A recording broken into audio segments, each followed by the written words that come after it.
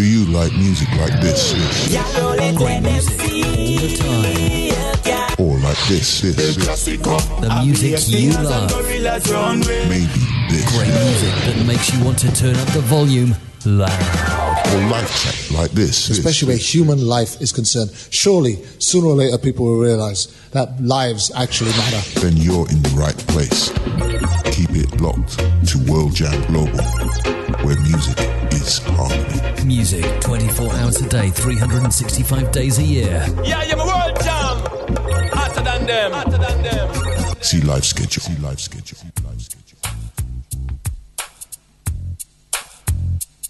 I want to wish you another fantastic day, weekend, whatever it is that you're doing.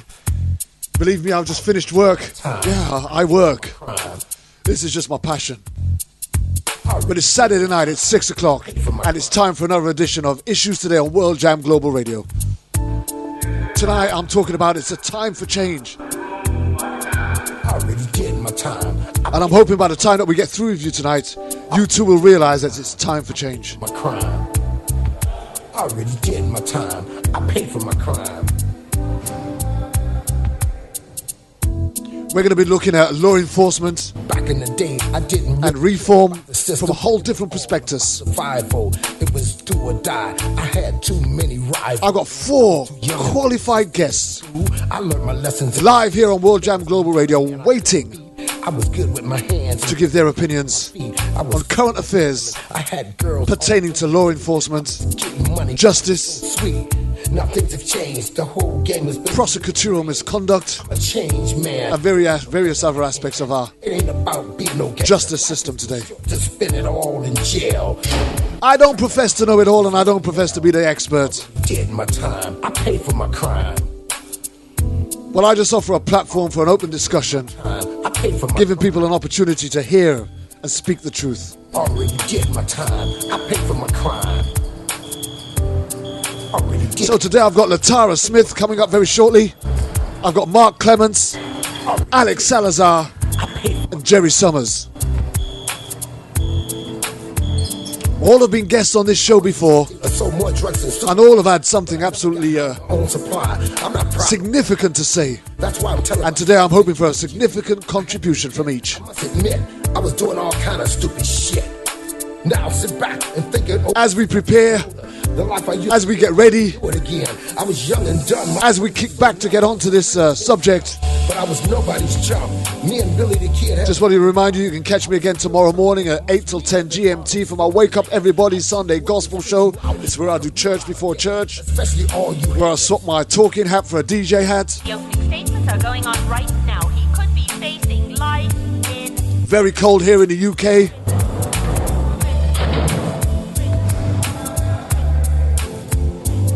already did my time. Not sure what the weather is like where you are, but I'm sure you're going to tell me. Already did my time. And if there's something that you want to talk about or you want to tell us, you can get us on www.worldjamglobalradio.com. Don't forget to sign in and get into the chat room. Already did my time. I paid for my crime. Already did my time. I paid for I got 4 eager guests waiting for you. I'm trying to get this felony off my back so I can get my life on track and have the right to vote and live like an ordinary citizen again. This is my message to all of my friends in the pen, statewide, worldwide. There was not a man I couldn't beat. I was good with my hands and very quick on my feet. I was swimming in women. I had girls all over the street. I was getting money. Life was so sweet. Now things have changed. The whole game has been rearranged. I'm a changed man. Don't need no gun in my hand. It ain't about being no gangster. Life is too short to spend it all in jail. Trying to cope with You've got to do all of these checks and tests just to make sure that we're live. I paid for my So wherever you are, you can get us on www.worldjamglobalradio.com, or you can tune in via the TuneIn app, which is a smartphone app. already did my time. I paid for my Listen in or watch, whichever one you feel. But please do remember that the recording will be available after the show and posted on World Jam Global Radio, as well as the Issues Today Facebook page.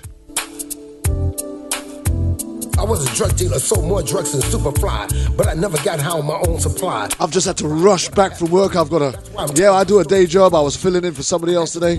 I must admit, been on holiday all week. Shit. But I wouldn't miss this for all the tea in China. The life I used to live, I wouldn't do it again. I was young and dumb, my brain was so numb. I was a real Forrest Gump, but I was nobody's chump. Me and Billy the Kid had a lot in common. On a week where Oscar Pistorius had his sentence doubled. I'm just wondering why such a celebrity star had to wait so long to have what I would have considered a just sentence. We don't actually get it that good where we come from. The opening statements are going on right now. He could be facing life in prison. But at least for once, justice seems to have been done. And I say that with a clear conscience, because in all the miscarriages of justice that I've ever witnessed, sometimes we see celebrities get away with stuff that we know that they shouldn't. And that's just as wrong as an innocent person getting sentenced for something that they shouldn't.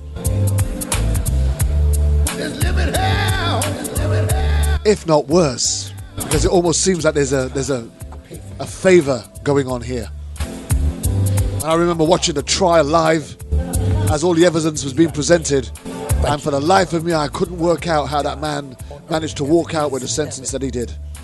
Give us this day, I think. Meanwhile, we got brothers and sisters up and down the country, all over the world, forgive those who trust being sentenced harshly for crimes that they didn't commit. Evil, for thine is I'm going to talk some more about that today. Glory forever and ever. Amen.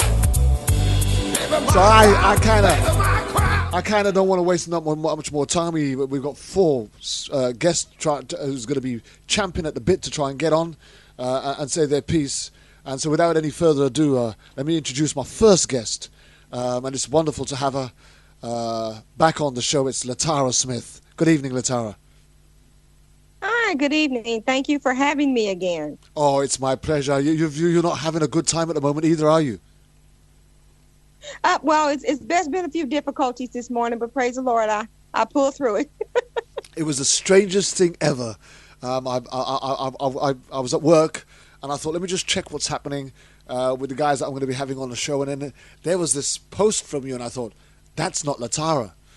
And right. Just as I went to send that message to say that was not Latara, then there was a whole other stream of messages coming up in your defense. And then I went on, and then I saw another post from you yourself.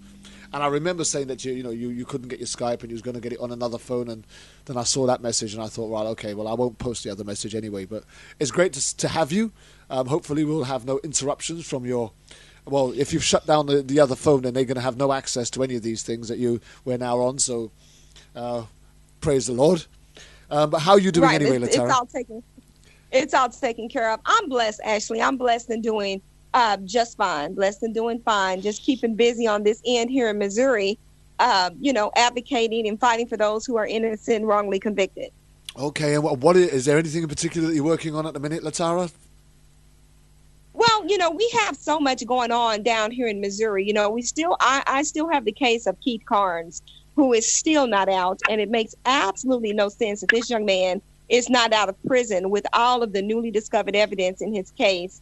But what happened in Mr. Carnes' case is our prosecutor's office just absolutely would not honor any of the newly discovered evidence. And it was quite a bit. It wasn't just a few pieces. It was quite a bit.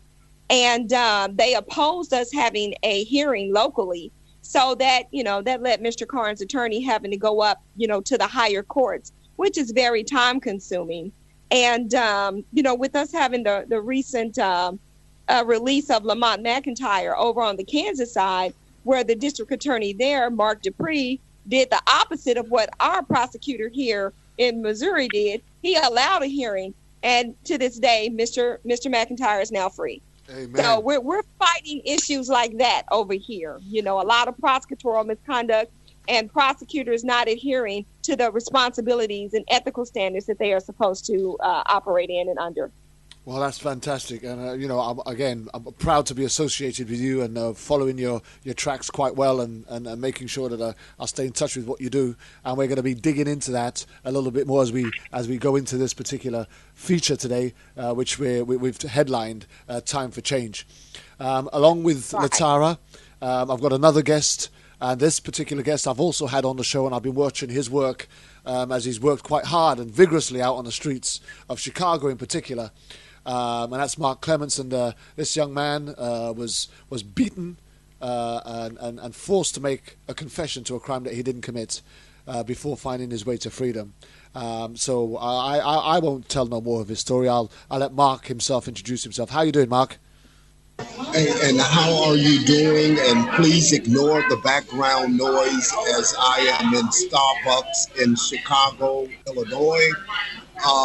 Yes. You know, John Burge in the city of Chicago, he tortured confessions out of more than 200 African Americans and Latinos. And you know what bothers me today is the fact that society can function at a level of normalcy, ignoring the fact that still this day it's paying out millions and millions and millions of taxpayer dollars to hold innocent people inside of our prison system. Being 16 years of age myself in 1981, that was a situation in which I was taken to, I'll never forget it, Area 3 violent crimes in Chicago. And taken to Area 3 violent crimes, being called nigger boy and nigger MF and smacked and beaten, having my genitals and testicles grabbed and pulled. You know, society acts like, well, these conditions have changed, when in reality we are still dealing with layers of Jim Crow racism. And until we, the people, begin to understand that racism still exists here in America, we as a people, are going to remain to suffer. You know, just being in the Starbucks this now afternoon hour and watching how the people are congregating together, never understanding the history of what took place in the city of Chicago, it's almost a shame. It's almost a shame due to the fact that we can lock up people for crimes that they never even committed, and we can shell out over now upwards to $1 billion to deal with settlements and judgments that dealt with John Burge and his torture ring in the city of Chicago, and no one really knows of John Burge. That is frightening, when in reality, most of these people that may exist inside of this Starbucks and having knowledge of this fact and attending law school for more than 2 years over at Northwestern University, you know, the common people are the ones that are affected, and they have loved ones that have been affected as the result of these tortures, but you could never tell it in everyday life due to the fact that people have sidetracked the real issues, and they have just literally, when I say literally, they have acted like as if this did not even occur. And that bothers me, because change in America is not going to start with a system that was created to basically keep people in bondage and to keep people in situations where that it would take lifetimes for them to be able to dig themselves out of. Change starts with the people. And until the people begin to understand that, it's going to constantly vote in wrong people, because the system can't change the system. The only way the system can change is through the people. And the people must be determined to change this system, or else we are going to be faced with more Mark Clemenses. We're going to be faced with more Javan Delonis. We're going to be faced with more individuals that have been railroaded to prison. Just here in Cook County alone, there were 19 exonerations in less than 3 days. That's mind-boggling. 19 exonerations in less than 3 days, where that men have spent decades behind prison walls, and now they are being released back into this society, and they're going to have to deal with this society that has really changed and really served them a hard knock. You know, that's a very powerful opening statement there, Mark. And somebody's got somebody has the radio station or on the internet in the background, and it's feeding back. Okay, so here's the thing. That's a very powerful opening statement, and we're going to be digging into that and more as we travel into this journey of Time for Change. Let me just introduce my next guest. And I'm hoping that is eagerly and patiently waiting in the background. Alex Salazar, former Los Angeles police officer, retired private investigator now. Are you there, Alex? I am here. Thank you, Kervin. Okay, here's another opportunity for you to reintroduce yourself to our audience. They probably know you well by now as one of our longest-serving guests on this show. Well, I'm just here to talk about the extreme hard truth, Kervin. I don't have any agenda against the police. Having been a police officer myself, I can attest to the fact that Mark Clements is not crazy. These type of mentalities do exist in a racist, Confederacy-styled law enforcement that we've had since the beginning. That has exactly been the problem here, what Mark had discussed, and I know I'm supposed to talk a little bit about myself here, but this is what is at the crux of the matter for us getting to the bottom line and talking about these issues as we should. And so I came from this police station. It became very well known through the 2000 film Training Day, where Denzel Washington also won Best Actor for his portrayal of a really sick, dirty cop, okay? And it was portrayed on the personality of a guy named Rafael Perez. Now, these were guys I worked with when I was assigned to the South Bureau Narcotics. And just like there's the name John Burge that rings out in the name of in the memory of Mark and so many other people who've been affected by these type of sociopathic cops who have had racism in their heart and who have looked down at people of color in an unnatural light. And I say unnatural because I don't believe we were created like that to look at people as if they are, dehumanized or not human beings.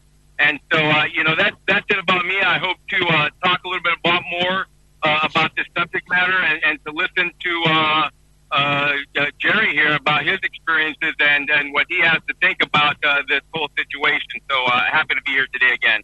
Well, Alex, it's always an honor having you on the show, and you're a great friend, a dear friend, and always a willing participant. So it's fantastic to have you on, and I'm quite sure that we're going to be intrigued and uplifted by the contribution that you're going to make today. Thank you very much for that. And I will not hesitate any further to introduce my final guest, who's a very dear friend, and I've come to know him very well in a short space of time that we've got to know each other. And I have a tremendous amount of respect and high regard for him. And I'll allow him to introduce himself, and it's former Chief of Police, Jerry Summers. Well, thank you very much for having me, Kervin. I love being back, and I love the kinds of discussions you put forward, and the guests you have are all high-caliber people. I come from a different approach. I come from a law enforcement administrative side where I was responsible for terminating 22 or 23 officers, most of which, in fact, all of which involved some type of ethical violation. I come from an area that's predominantly Caucasian, not a lot of color in the demographics of the city that I represented, although we were town, so we had a lot of flavor come into the town. We were truly a colorblind police department. And I was also blessed to work with a prosecutor that was highly ethical as well. And as I've done the work since I've left law enforcement, I recognize that's not always the case. We know that we have a racist problem in the United States in bits and pieces of it. And we know that they're, like any other profession, law enforcement is made up of all walks of life. So we have good people and we have people that are not so good that work in this field. The one thing that I want to get across that's predominantly heavy on my heart, and it has been for a long time, is what the U.S. Supreme Court said in Berger in 1935. And I'm going to go ahead and quote it. It said, "The prosecutor represents, quote, a sovereignty whose obligation to govern impartially is as compelling as its obligation to govern at all, and whose interest, therefore, in a criminal prosecution is not that it shall win a case, but that justice shall be done." Now, that's in direct opposition to the way our system is set up, because a prosecutor who is tough on crime and gets a lot of convictions is the one that gets promoted and becomes governor of that state eventually, if they have political aspirations. And my strongest feeling is that we need to change our criminal justice system completely in twofold. We need to remove absolute immunity from the prosecutors and turn that into a qualified immunity, much like police officers have. And we need to have some open records so that the taxpayer, as well as individuals in the community, know what the police and the police administrators are doing. And that's kind of where I'll jump off and let you start your discussion. Thank you. Well, Jerry, once again, thank you very much for that opening introduction, and that's just left us with a little bit to appetize ourselves with, and there's almost a sense of flavor there that I want to bite into. But I want to start off with Mark Clemence's opening. Well, one of the opening statements that he made was that the people had to be involved in the change. So you've made it absolutely clear as a former chief of police that your words, Jerry, was we know that there is racism in the United States of America.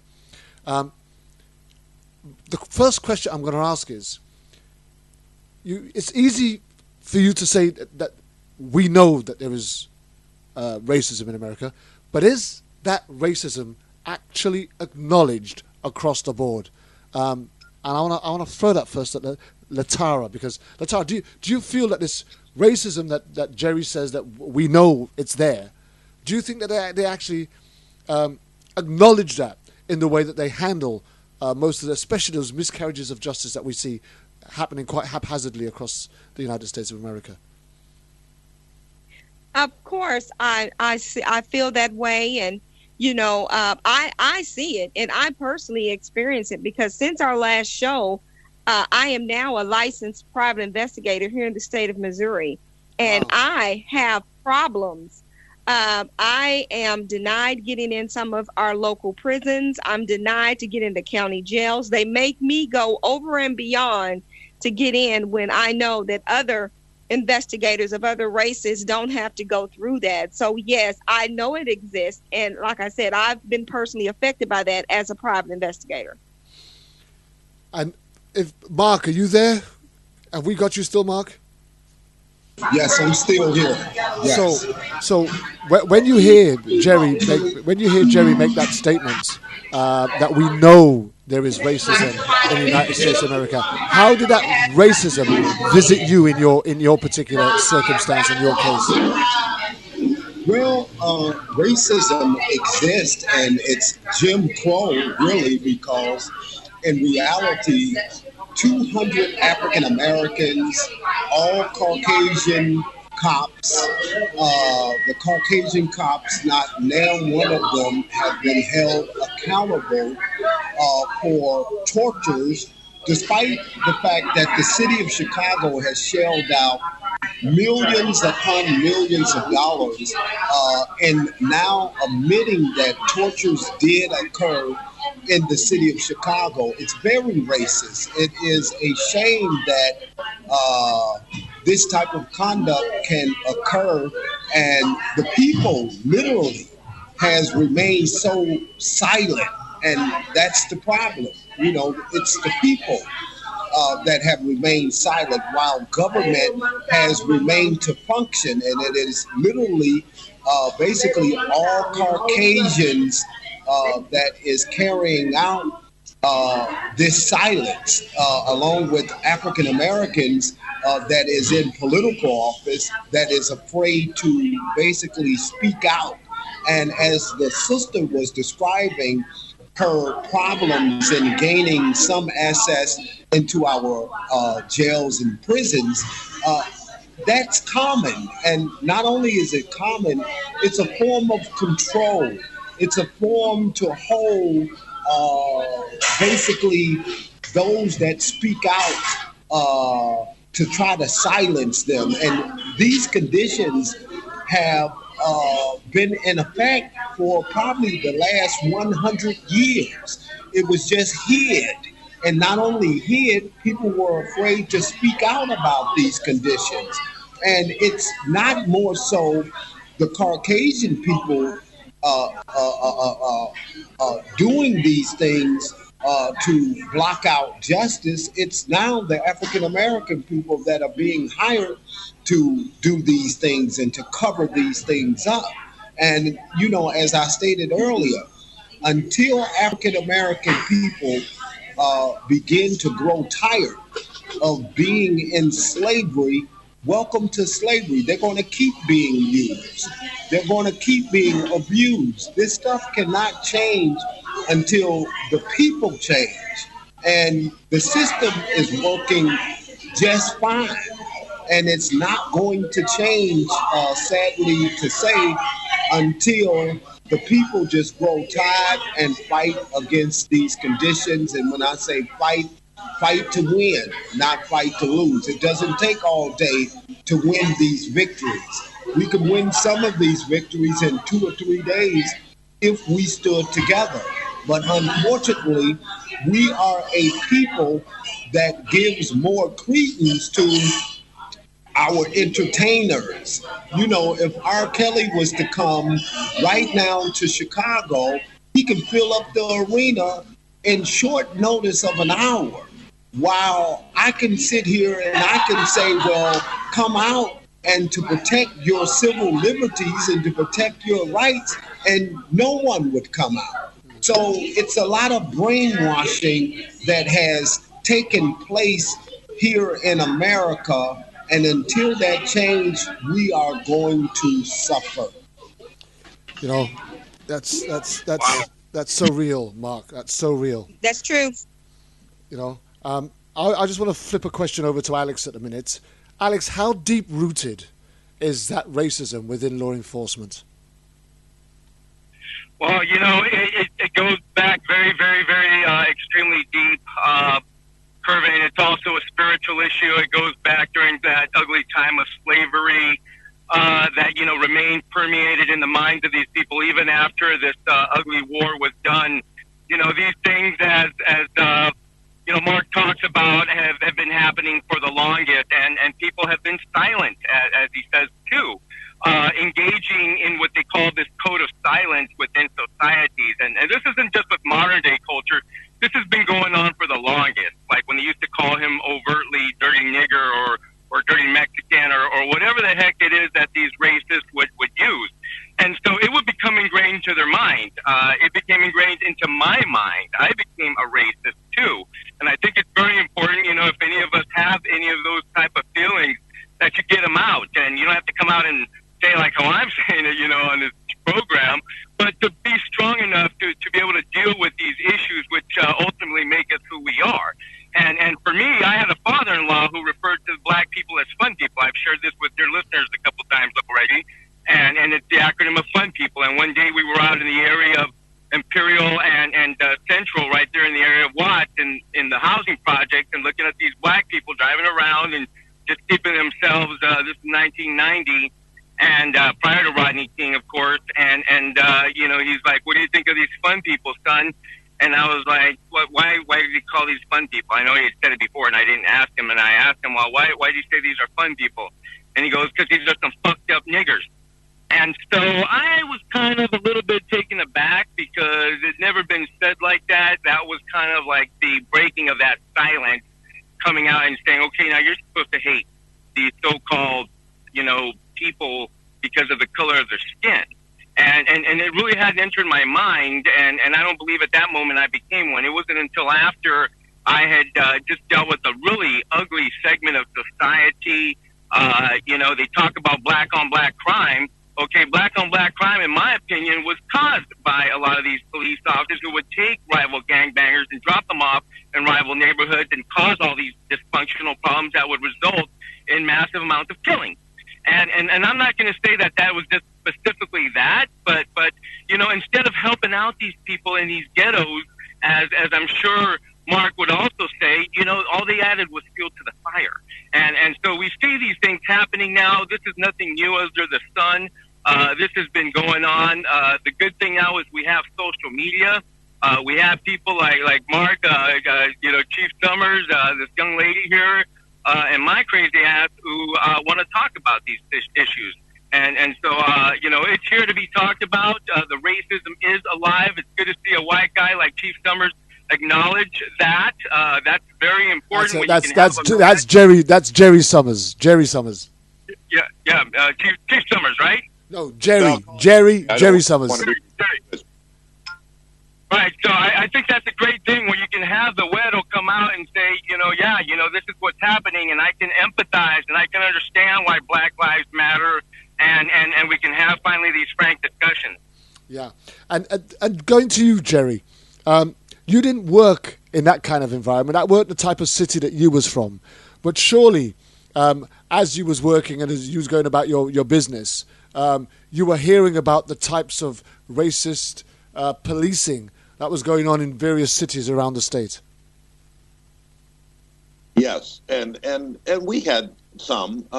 We had officers of color that came and went, and we have Caucasian officers. One of the things I want to say, and I want to challenge everybody on the panel here today, racism cuts across all races, and I think Mark mentioned and Alex mentioned as well. One of the things, it's not only the Caucasian, the officers that are getting away with this. You've got African-American officers that are involved in it. You have Hispanic officers. You have Asian officers. You have Filipino officers. It cuts across. And one of the problems I see is that racism is tending to be directed towards one particular race when that code of silence goes across all races within law enforcement. It's more of a law enforcement issue than I see it as a particular race issue. By that I mean even Alex said, in describing what was going on, his view of African Americans or his uncle's view of African Americans. We have racism that cuts across all colors and all genders, and it needs to be addressed equally. Police officers have the same issues that the rest of society has, but let's also please acknowledge that it's not just a white and African American or white and Hispanic problem. There are African Americans that refer to white people as crackers and Hispanics as spics, and it goes across all lines. Now, don't get me wrong. I will be the first to acknowledge that different segments in different parts of the country have it worse than others. But prejudice cuts across all human beings.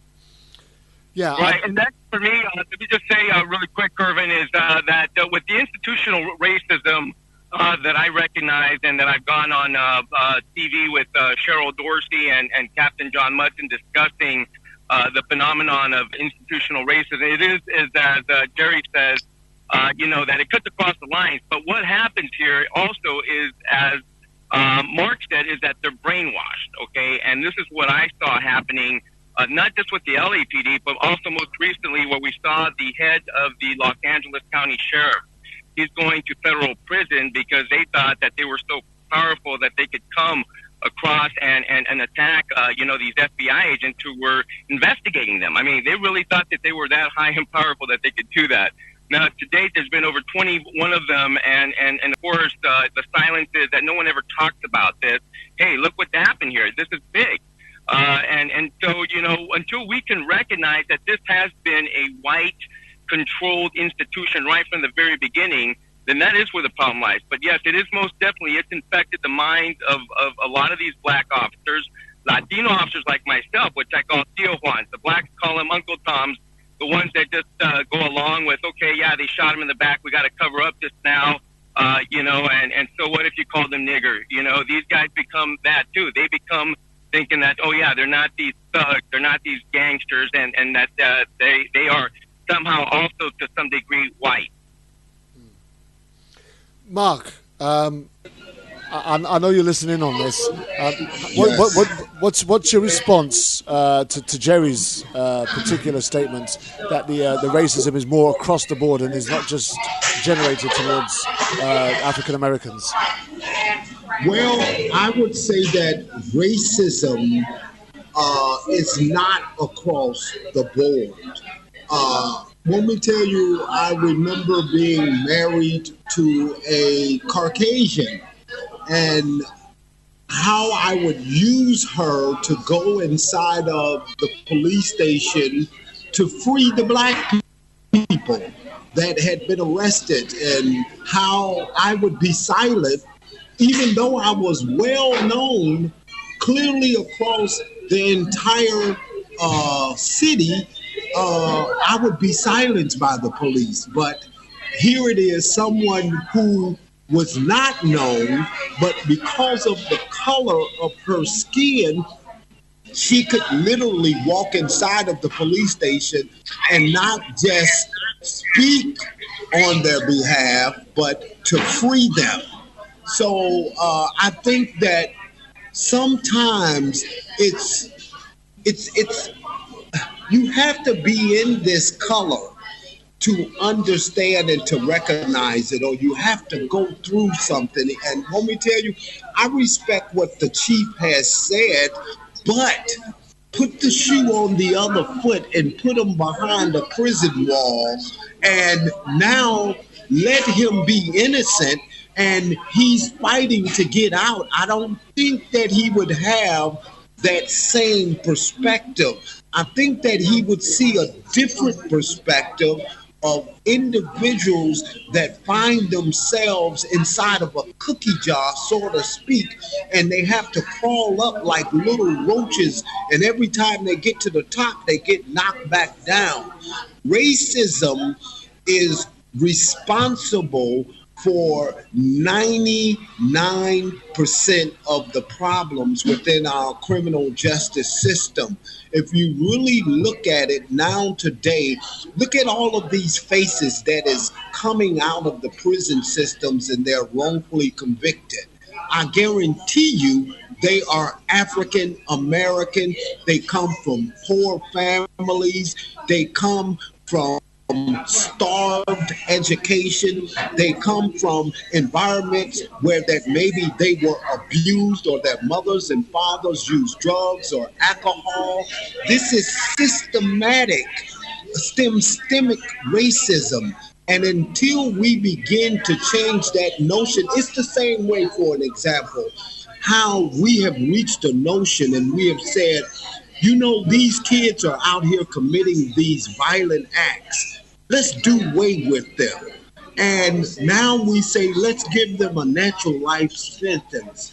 If you look at the color lines, go to Houston, you're going to see the color lines of those young children being upwards to about 85%.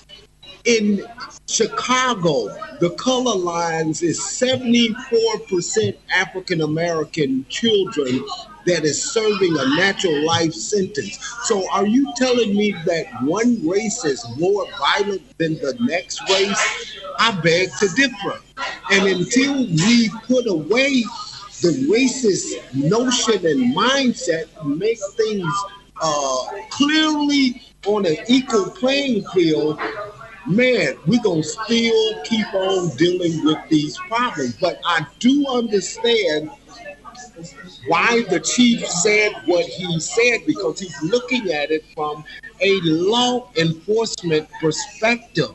But I guarantee you, if you put him inside of a prison just for 6 months, he would not share that same perspective. Never again. I'm gonna come back to that in a minute, but firstly, I just want to go across to Latara. I just want to ask Latara, do you see it being anything outside of race? You know what? Actually, I hear what the chief is saying. I hear what Mark is saying, but I have to say here, of course, my thing is fighting wrongful convictions, and I can say here in our state, in Missouri, okay. I can't necessarily say it's a black thing with all of these individuals here that are innocent and wrongly convicted, because here in Missouri, we have just as many white people that are innocent and wrongly convicted as we do black. And when they're going through our judicial system here in the state of Missouri, they're all treated the same, meaning they're not getting justice, whether they're black, white, red, purple, or green. Yeah. They're not getting justice. They're getting denied. Their constitutional rights are violated. I don't care if it's a black person, white person. I mean, we've had white people who were wealthy and innocent, wrongly convicted. And because their families, were wealthy and had access to funds, they didn't have to utilize the Innocence Project, but they still sat in prison 10 plus years fighting for their innocence, the same as, a black person would do. Only thing different with some of the black people that are innocent and wrongly convicted is that there were not the finances made available to pay for post-conviction relief representation. So they're having to lean upon the Innocence Projects, which is making them be in prison even more the longer because of the long waiting list, okay? And that's one reason why I became a private investigator, because one thing the Lord had said to me is, Latara, they could have Johnny Cochran as an attorney. It wouldn't matter. We know that Johnny is dead and gone. But the point is, he was a good attorney. And so what God was saying is, they could have the best attorney in the world. But if they don't have the newly discovered evidence to get them back into court, okay, that an attorney can base a motion by to get them in court, they're not getting in. And that's why I became a private investigator. And I can say, if I've got 20 cases, how about this? 15 of them are pro bono, because they can't pay. And I have white clients and black clients. They can't pay for the private investigator services. So, as part of my ministry, I offer it to them free so that these men can get that evidence they need to get back in court. So it's here in Missouri, it's not a racial thing about it being innocent, wrongly convicted. It's just we have a corrupt judicial system here in the state of Missouri. Before I go back to Jerry, I just want to say this. When I started doing this show 3 years ago, almost everything that I did was centered around Black Lives Matter, unlawful killing. There was the Sandra Bland, the Kendrick Johnson, the Tamir Rice, and all of the other colored African American folk who are either killed or imprisoned, wrongful convictions seem to be centered all around that. And then I put an ad in some of the groups because I was looking for some more stories. I was just looking for some more guests. I was looking I was putting out my fishing net and trying to get some more things on this show to try and broaden it a little bit. And I had a plethora of white folk messaging me, asking me for the very same platform that I've been offering black people in order for them to put their cases forward for their loved ones that are wrongly convicted. And yes, I'm hearing what Jerry Summers is saying right here now, because let me say what I'm feeling. If we can make a difference to the way that law enforcement works and the way that the justice system operates, then everyone benefits. And Latara just hit the nail on the head, because the bottom line is the reason why we suffer more is because we are poorer. We don't have access to the financial resources that some of the others might have. And because of the color of our skin, people are not likely to come forward as quickly to support us in our battle for freedom. And sometimes, even because of our color, people are more likely to believe we are guilty even before they've got to read anything about us. which is one of the reasons why when I do these stories, when I have these people on my show, I use the opportunity for them to characterize and personalize these individuals, right? So that we can get to know the character behind the person that was killed or arrested or convicted, so that people can see another side to the one that the media projected out there when they wanted to convict them or find them guilty or justify their deaths. But going back to that, I can also understand where Mark is coming from, because what he's saying is, as a black individual, it's a lot. If Jerry was to put himself into that black individual's shoes, who doesn't have that resource, who's not gonna get an easier way out, he wouldn't see it the same way, and he wouldn't. Kervin, can I add something? Go ahead, Latara. And I understand where they're both coming from, but this is what I see here that is really sad to me. Okay, is because we have African American organizations such as the NAACP, okay, who are here in Missouri, they're like almost inactive. And for you to be this type of organization, okay, and we have all of these African American people that are innocent and wrongly convicted, and they can't get the support from the NAACP to come in and advocate on their behalf, you know, that's really sad. So I brought that up because I hear Mark continually saying, you know, we as a people, we've got to do something. And you know what? I agree with him. But I can tell you, my experience here in being in Missouri, I can hold a rally and 25 people will come. And let me tell you something. 25 will come. How about, we'll get no representation from anyone for the NAACP, but also, you know, it's just people won't come out. Like he said, they'll come out for a concert, they'll come out for some foolishness, but when it comes time to come out and advocate and speak up about your rights and other people's rights and stuff, you can't get them to come together. So there's no unity. That I see that is very damaging to us as a people. You know, there's no unity. So I want to say that. Yeah, absolutely agreed. And you know, here's the thing. Law enforcement or bad law enforcement or racism is only part of the problem in getting people wrongly convicted.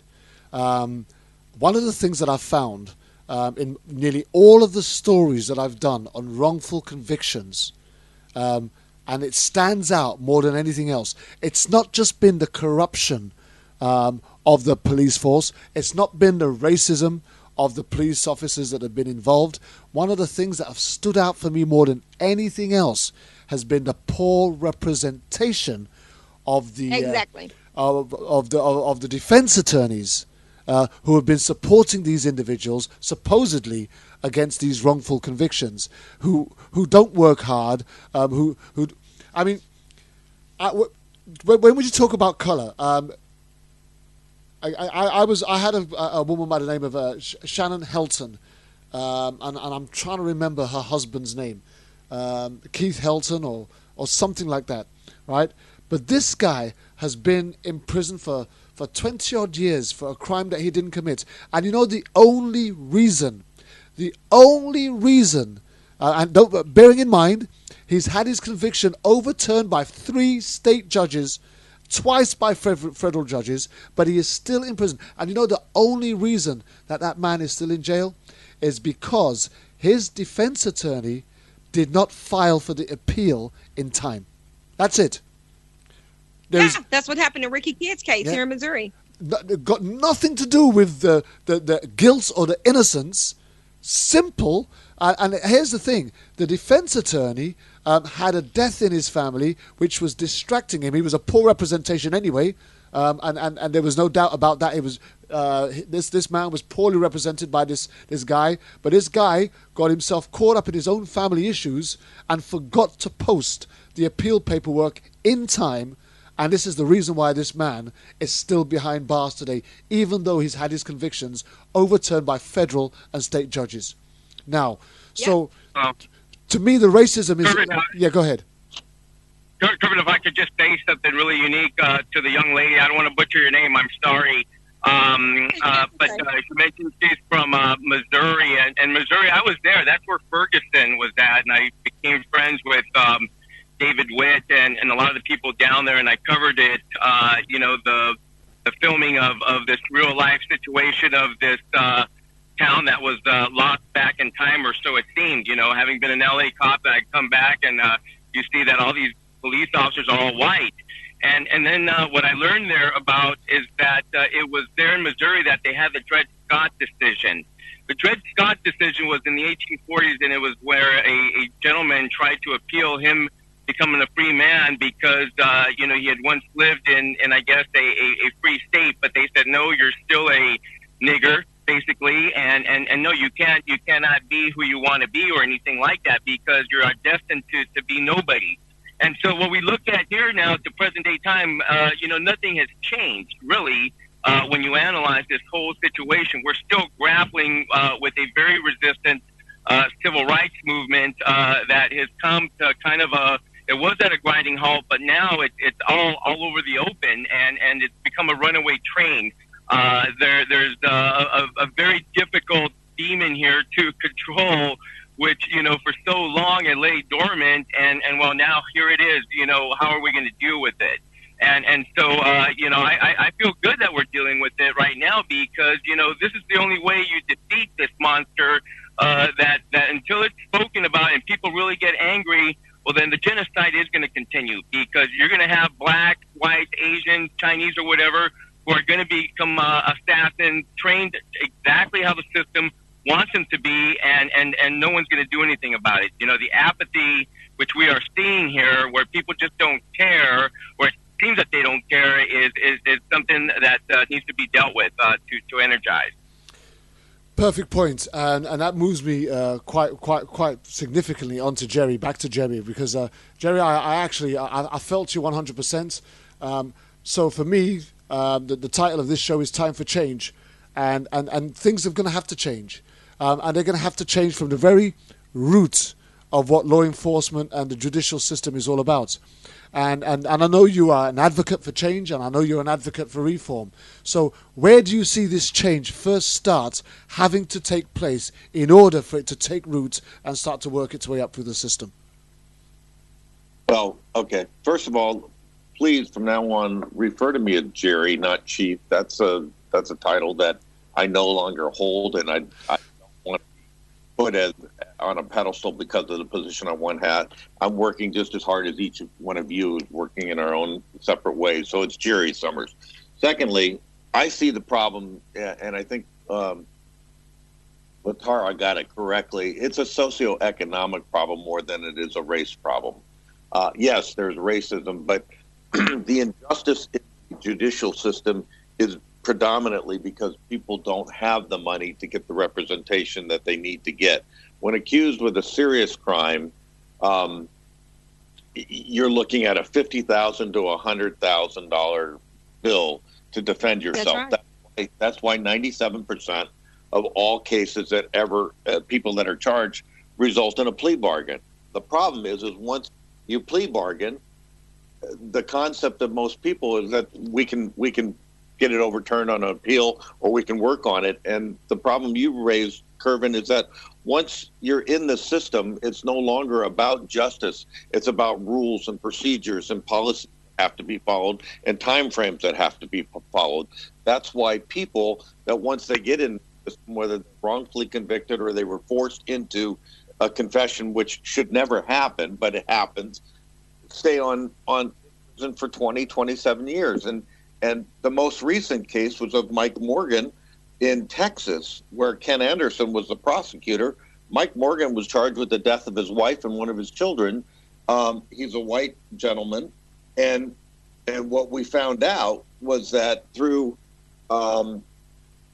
DNA testing and also through other testimony, the prosecutor had information that Mike wasn't there but he was convinced that he was going to be convicted, and he was convicted, and he spent 27 years in jail. This is the first time in history that we're aware of that a prosecutor spent any time for in any type of incarceration for prosecutorial misconduct. And what he got a $500 fine, 500 hours of community time, and 10 days in a county jail. Just ludicrous. That should have never happened, and they were all Caucasian in that case.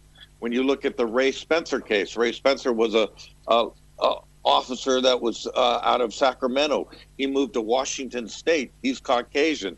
His wife got his children accused him of sexual molestation. He spent 27 years in prison, only to find out that there was recantations and DNA evidence proved his innocence.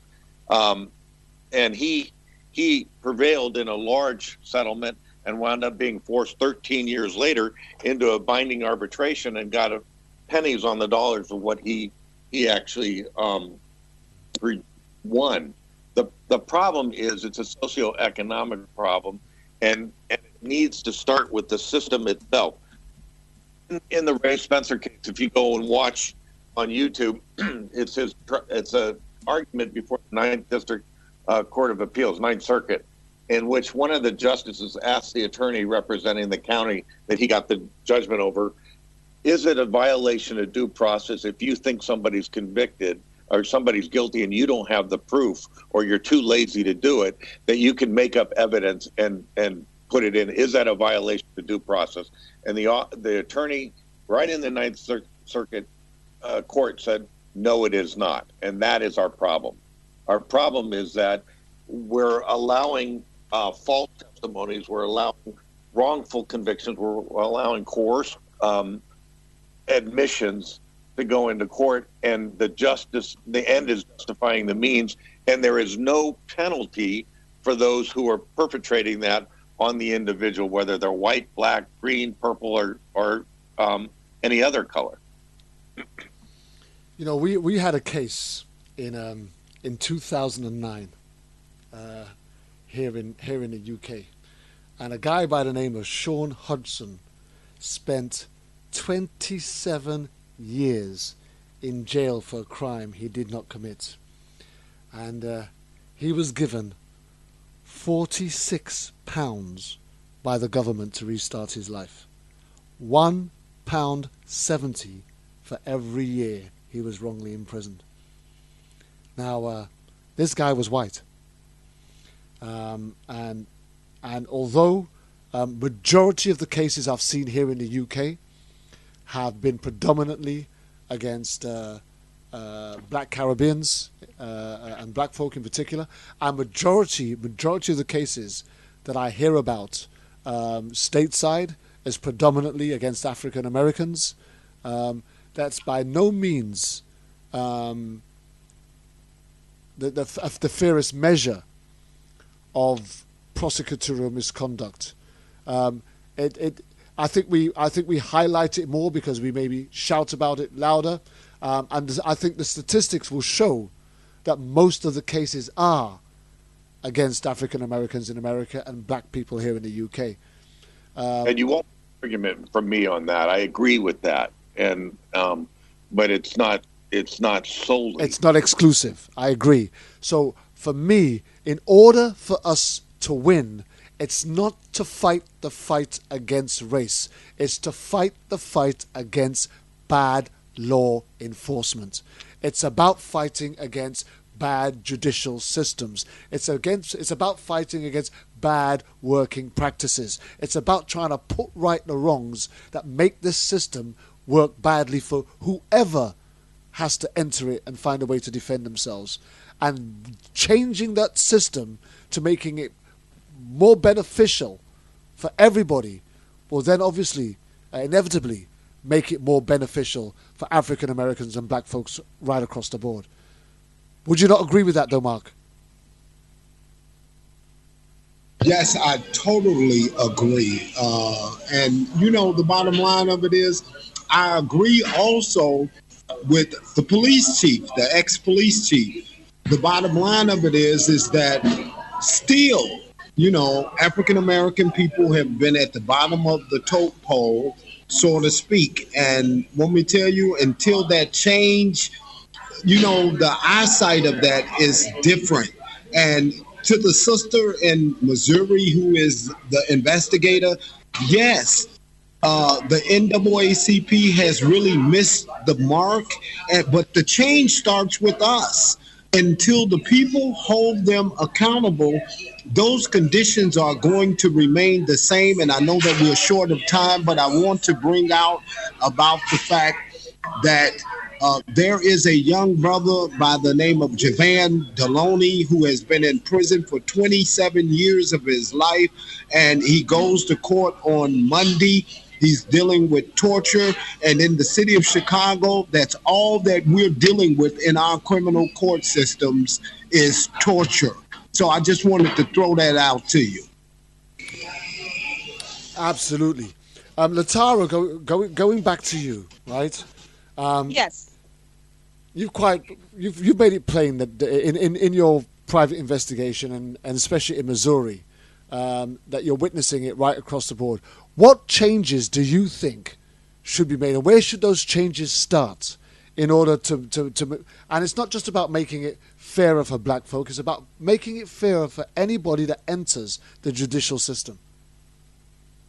Well, first of all, it starts with people need to educate themselves, because you can't confront something that's wrong if you don't know how it's wrong, and you have to know how to confront it. And so it starts with people educating themselves. And then from there, like I said, they're able to stand up and speak up for themselves and then begin to hold these individuals accountable. If you never know that there's special responsibilities or rules of a prosecutor like 3.8, then you will never stand against your prosecutor and say, hey, listen, I'm holding you accountable. You need to follow these ethical standards here. I mean, and so that's what I have found. A lot of people don't know is they're not educated to know, they know that they're being violated, but they don't know how, and they know, something's not right, but they don't know exactly what's not right. So once you find out what's right and you're able to go to those people and say, hey, listen, this right here is what you're violating, then that's when you're going to get some action. And that's what makes me a different type of advocate here in Kansas City, because I'm going to look up policy and I'm going to hold you accountable according to policy. Okay. And that's what it's going to take. Here's where the problem starts for me, though, Latara, and maybe Mark can come in on this when I've finished, because I think that he may very well resonate with this. Here's where the problem starts for me. For most of the individuals that I've interviewed, for most of the individuals that I've spoken to, through most of the stories that I've looked at, researched, and had brought to my attention, one thing stands out. Most of these people, not in a million years, imagine themselves to be caught up in this thing. Most of these people that are wrongly convicted do not even live those lifestyles. They're not in those circles, right? They're caught on the hop. Then they believe, and I've spoken. And Jimmy Dennis was a perfect example. His whole family were a family of faith, right? So when the wrong was done, his immediate reaction was, well, justice will be done. I'll be exonerated. I'm not going to go down for this because the right's going to come out of this. Right. So most people think, hey, they've got the wrong guy. They're going to know they got the wrong guy. I'm going to go to court, right? And they're going to hear that they got the wrong guy, and I'm going to go home.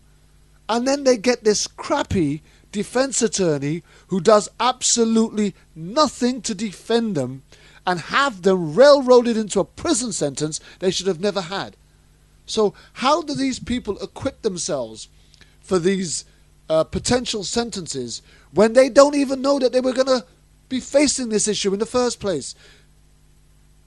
So surely the change has to start with the system. Sorry, Mark, yes. Maybe you want to come in here. And let me tell you, that is so exactly right. Because, as a 16-year-old child, I would like to have enjoyed my years rather than to spend 28 years of my life hemmed inside of someone's prison. I think that I would have been a great production to society. However, I was demonized by a criminal justice system that desired that they wanted to make money off of me. And let me tell you, the reason I lift my voice, and I have literally been all over this entire globe speaking about what took place in the city of Chicago and beyond. What happened to Jimmy Dennis is a nightmare. And, I've been following his case as administrator over the campaign to end the death penalty for the past 8 years. And, you know, it may look like it is a black eye against that brother for what he did to get out of prison, but he had no choice. Matter of fact, he had won relief 3-4 years ago, and they should have released him 3-4 years ago, but they kept him in that same situation in the state of Pennsylvania, and literally the state of Pennsylvania's entire mission was to kill him regardless. It goes on back to Missouri, the case of Jesse Clements on death row in Missouri, and how we had to beg the governor, and by the way, being a Democratic governor, to show this man some mercy. So I deal with things a little different. It's called stick it in your nose type of approach. And I deal primarily with Texas and Texas governor, who has really been just completely ignorant to the fact that innocence must matter. And Rodney Reed still being on death row in the state of Texas, this stuff upsets me due to the fact that these are my colleagues, meaning those little lonely prisoners. And I've sat at dinner tables with governors and whoever you may, and that's what I bring to their attention, is that we must change. There's no love in this society. None whatsoever in love. It's just like once we complete this program now what's next? A perfect line to end on that particular note there, Mark. And I want to come back to you, Jerry, because we're just talking about how people are affected, and unless people are clued up on the judicial system, unless people are clued up on law, unless people are clued up on how to defend themselves, when they get caught with their pants down, so to speak, when they get caught on the hop, when they get and for me, the law enforcement officers rely on these guys to not have the knowledge in order for them to be able to defend and protect themselves against these misconduct charges, right, that are trumped up on them. So therefore the start has to be in the way law enforcement is incorporated and educated and people are introduced and recruited in the first place. Yes. Absolutely. The problem we're having is that when people, there's twofold. From a law enforcement standpoint, you have that blue wall of silence, or the thin blue line where you don't speak up with an officer doing something wrong, and that's an ethical violation. It's a criminal violation many of the times, and it's not being done. If you look at the city of Chicago, I've written an article that Chicago police is a bastion of thugs and criminals. We've known it for years. DOJ has just come out again and said their actions are criminal, and yet you're not seeing any change within the officers themselves because there's a culture of corruption there that's been allowed. And when you have a lack of transparency, you breed that culture of corruption. And throughout the United States, any disciplinary action against an officer is in most states are exempted, so it's not disclosed. The public never knows what's going on. Same thing with the prosecutor. You don't have the open records. When you have self-policing without transparency in whatever industry you're dealing with, you'll have corruption. We saw it in the banking industry. We saw it in Enron and Comcast and WorldCast prior to that. We're seeing it in law enforcement today. There must be open records and transparency, and that must change throughout the United States, or we're going to continue to have this because the people in power will continue to crush the people that aren't. I lost my job because I was holding my city manager, my boss, accountable to the same laws that the average citizen had to be held to. And I was fired for that. The city council backed him on that. We went to federal court and we won. But in that 5-year process of going through that fight, my career was completely destroyed. I couldn't get a job. I wouldn't get a job in law enforcement. And it's turned me into an advocate, and it's turned me into an activist about open records and transparencies. And, right, and I totally agree with you. Even from a administrative side, I couldn't disclose when I did fire somebody why I fired them, and the community had the right to know, in my opinion. And had they known, I would have had a much stronger base of support, because I followed the ethics and the requirements that the officer must perform their duty in a colorblind situation. You know, the thing is, in most places that you work, common sense has you trying to do the right thing. And when you're working or walking with someone that's doing something the wrong way, you very often turn around and say, hang on a minute, you know, I'm not going to put up with that. That you can't do that around me. What is it about the police force and the judicial system that people can actually do something that is against the law and still be covered by it and still feel confident that they won't get turned over on it? Let me answer that very simply. When I was a rookie cop, I watched an officer slam somebody into the car that was excessive use of force. I confronted that officer right on the spot and said, why'd you do that after he put the person in the car? And he said, you didn't see him try to rear back and hit me with his head. And I said, no, I didn't. He said, you need to pay attention closer.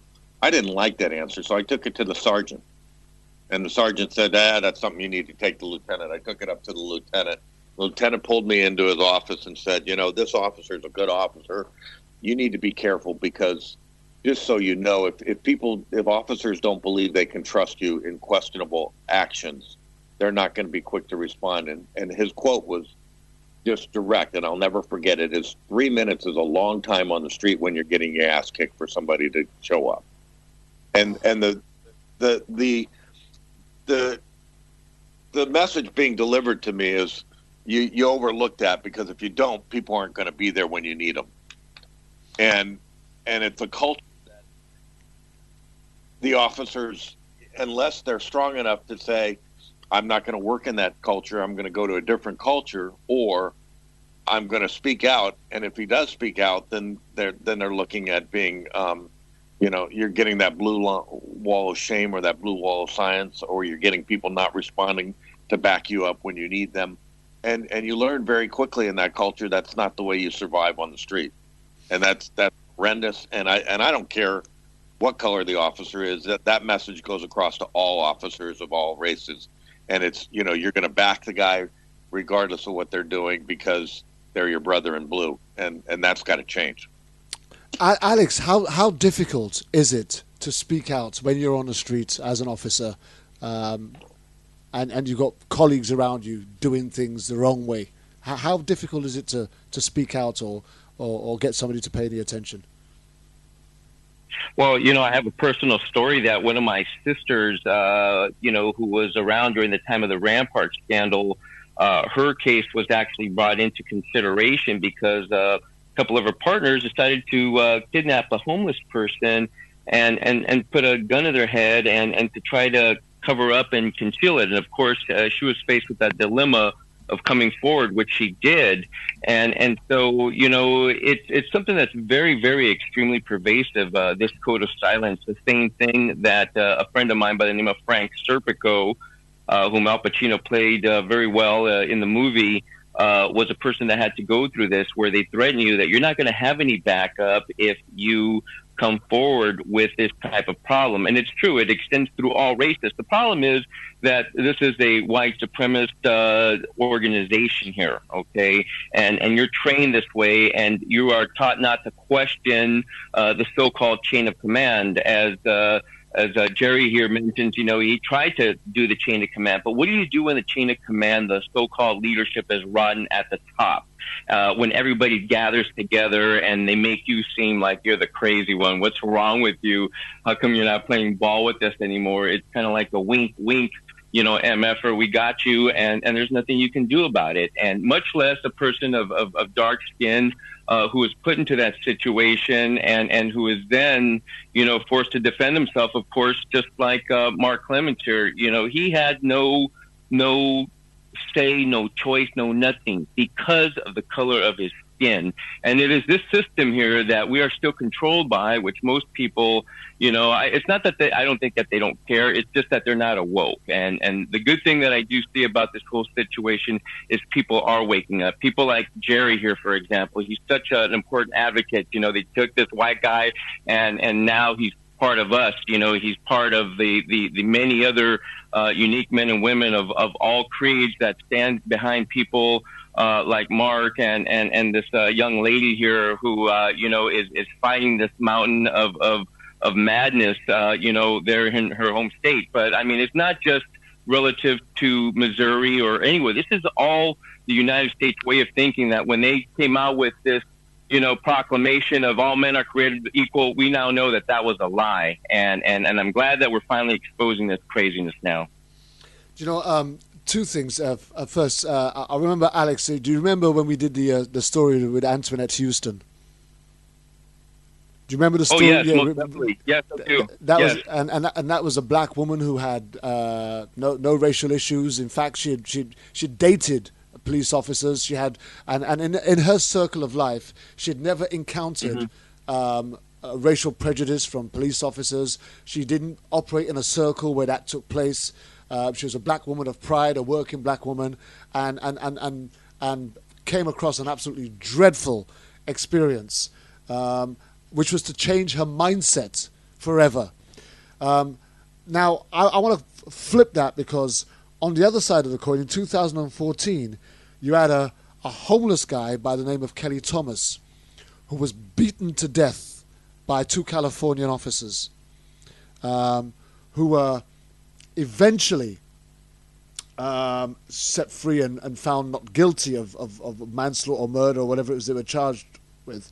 And it was agreed that they'd use reasonable force on a mentally ill individual, where a video clearly showed the officer going on to put on the rubber gloves before walking over and pounding the man to death.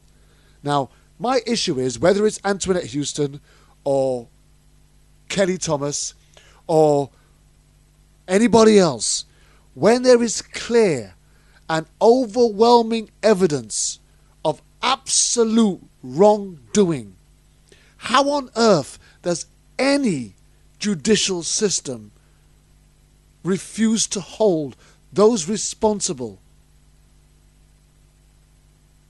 up to task? Because this justice system that we're talking about, this justice system that we're looking at, whether you're black, Chinese, Mexican, or Asian, is so uniquely one-sided and unfair. It's not about color. It's about protecting the system if you're in it. Now, surely that's not law. That's not justice. That's just bullying with a badge, right? Don't know if you want to answer that, Jerry. Yes, it is. Mark, can you mute that for us, please, my friend? Yeah, go ahead, Jerry. It is bullying with a badge, and you see it. The people in power and the political people, the ones with the political power are the ones that drive.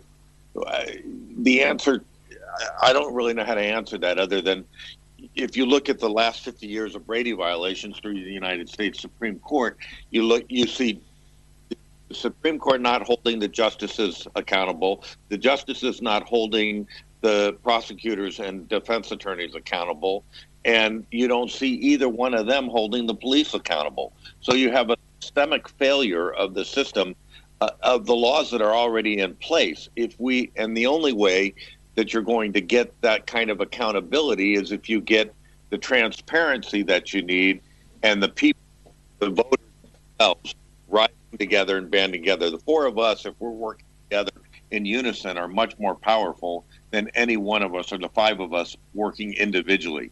And we need to get people to come together as a voting base and change things, and that's going to start with transparency, because as long as something can be buried and hidden, it will be, unless it's going to create a political nightmare for somebody, and then they'll address it. Absolutely. So I want to just flip over to Latara a minute, because we all know what's wrong. We're all complaining about what's wrong. We can all see what's wrong. And most of the organizations, most activists, most protesters, they're all pointing out what's wrong. But we need to start talking about what could be done right. Because until we start talking about what could be done right, nothing is going to change. Mark said in the beginning that the people have got to be involved for the change to take place. But if all the people are going to do is keep on pointing out what's wrong, we're not going to get anywhere. Would you agree, Latara? Yes, I do. And I say that all the time. And that's one thing that I constantly preach here, to people. Because I have quite a few followers, and I tell them, I said, listen, we can talk about it, but you have to be about it. You understand what I'm saying? Because they're not going to pay any attention to you until, you want them to be like, oh my God, here she comes. I know some of these people think, oh my God, here comes Latara Smith. What is she getting ready to say? What has she found out? And Mark, I want to let you know, too, I know about being on both sides because I myself am an ex-offender. I've been out of prison now for about 18 years. So my fight is most definitely very sincere, as far as being on the other side and then now being blessed to have my freedom and be out and be free. It pushes, it pushes me to the next level in fighting for individuals who are incarcerated, because I cannot imagine being in prison for something that you didn't do, or it's horrible. So, Kervin, what I see here as well is that, we have a lot of talkers, but we don't have enough doers.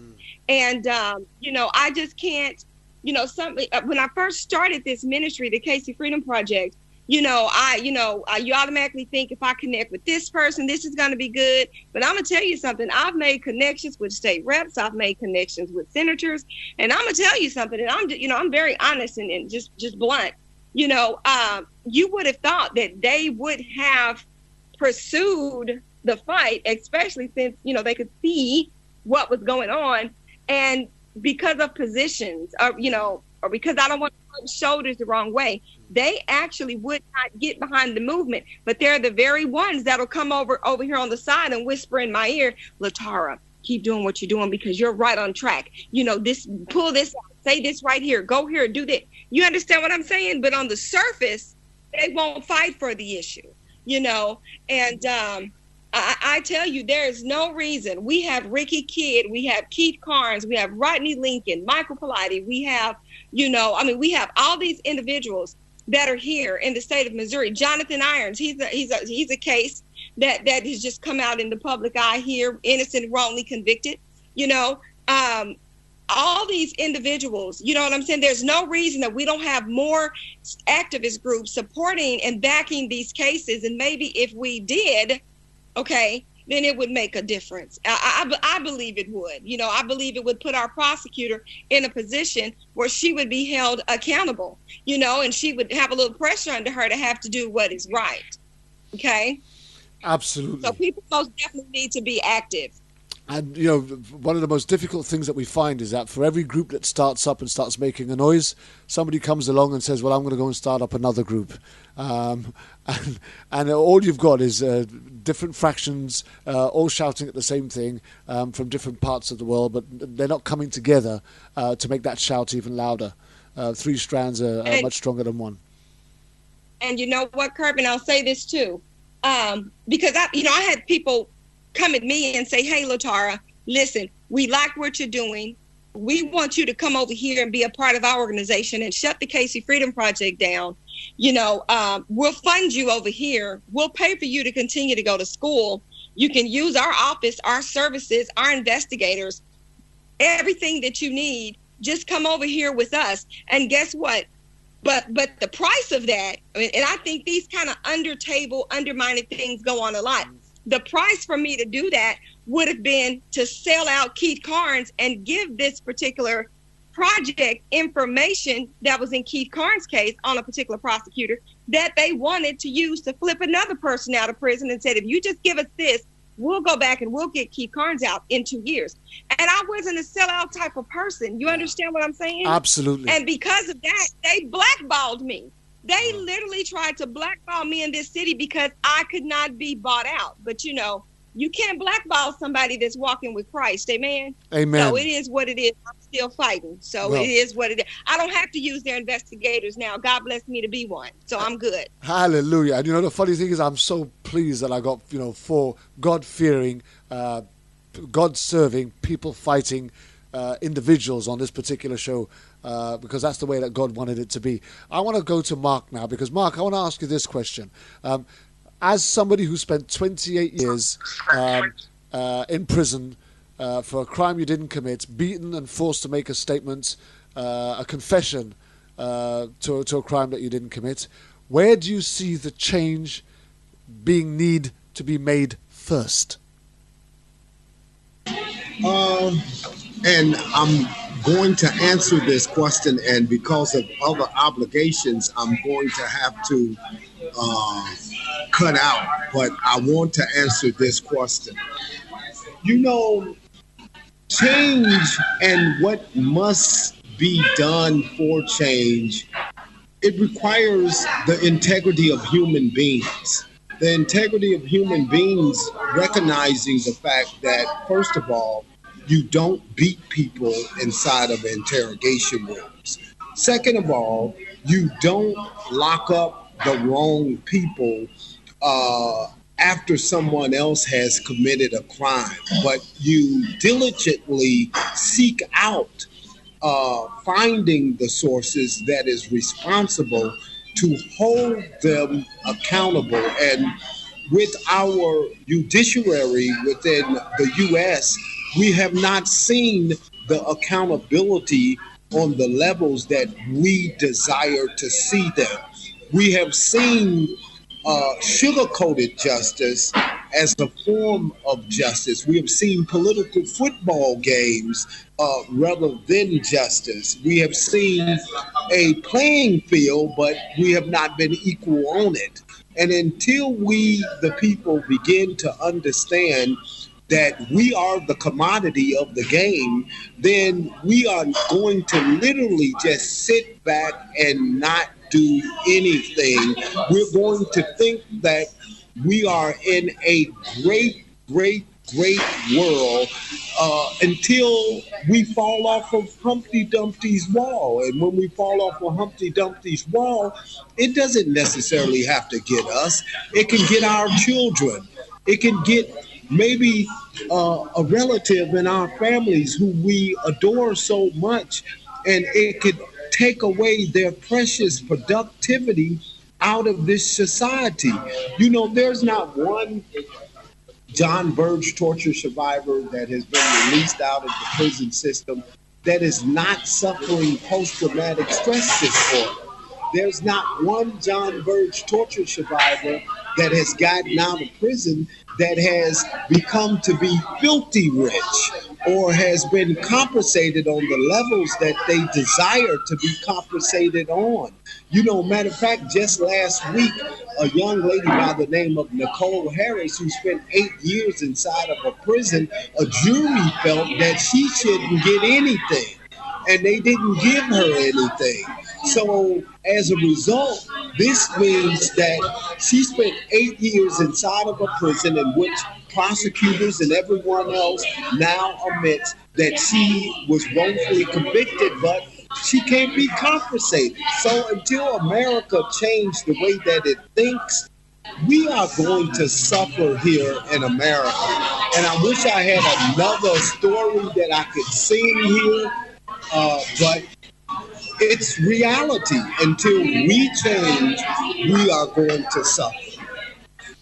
Well, Mark, thank you very much for your contribution. I hear the fact that you need to bail out because you've got stuff to go and do. I just want to take this opportunity for thank you for joining us on today's show. Thank you. And we look forward to catching up with you again And real let us soon. not be strangers. Let us not be strangers. Let us not be strangers. It's 4 individuals on this line, really 5. Let us begin to dialogue and begin to exchange little information how we can help each other. Let me tell you, the best ability is this. Now I know the sister out of Missouri. Why do I need another speaker out of Missouri when I got this sister here? You know, the Bible says this, that I can do all things through Christ which strengthens me. Amen. And it says that we are destroyed for a lack of knowledge. Until we come together in unity, we are going to be destroyed. And with that being said, God bless you all. Mark, absolutely. Hallelujah. Amen. Thank you very much. And I hear your call, and we will not be strangers. I look forward to meeting and speaking with you again. But I want to swiftly move on to Alex Salazar because, Alex, you still there? Yeah, I'm right here. You know, Mark is making an absolutely valid point there, right? Yes, he is. Yeah, Mark is always presented the most powerful viewpoint ever since I got to know him, and also Pam Deegan, God bless her, a beautiful white woman who brought us together and who have been supportive and who understand, his problem, to maybe not to the exact degree of what he went through, but something that is just very, very powerful. That it's an experience that, I mean, who would want to go through that? And who can even come close to imagining, what he suffered, getting his genitals, toyed with as a child? Because at 16 years of age, he's still a child. He's still a kid. He's innocent, but for him to be who he is nowadays, here helping out, that's just another testament, and for me, I can only say that atonement has to occur in order for there to be change. I mean, you can go and you can fight all these battles, but until the oppressors, learn of what they did and they acknowledge of what they did, then there isn't going to be any change. And we saw that happen with a police chief, as you know, my good friend Kevin Murphy in Alabama, in the city of Montgomery, where he made his police officers take off their badge, Cradle of the Confederacy, where they were these hardcore racist, cops that were made later on. A couple of years later, Murphy sent them to go sit on the back of the Rosa Parks bus there at the Rosa Parks Museum. And then the ultimate thing that he did was he apologized for the ass kicking that they gave John Lewis and the people who crossed that bridge on Selma with Dr. King. And so, until they can say, yeah, we did all these things and we're sorry, we don't want to be that anymore, we want to change this culture where we can treat people as unique human beings, we're not going to go anywhere. This problem is not unique to Los Angeles or to any of these other cities, as Latara says here, it's happening in this little town here where all these people, they look to her as someone that God is using to shine the light on this microcosm of a problem that we're talking about here that is just so immense, and somehow, it's screaming that all this, madness that has been hidden for the longest under the code of silence. Jerry mentioned, these different professions, but we look at the Catholic Church here a few years back, all these pedophile priests coming out where mankind for the centuries had hidden this corruption here under the veil of God.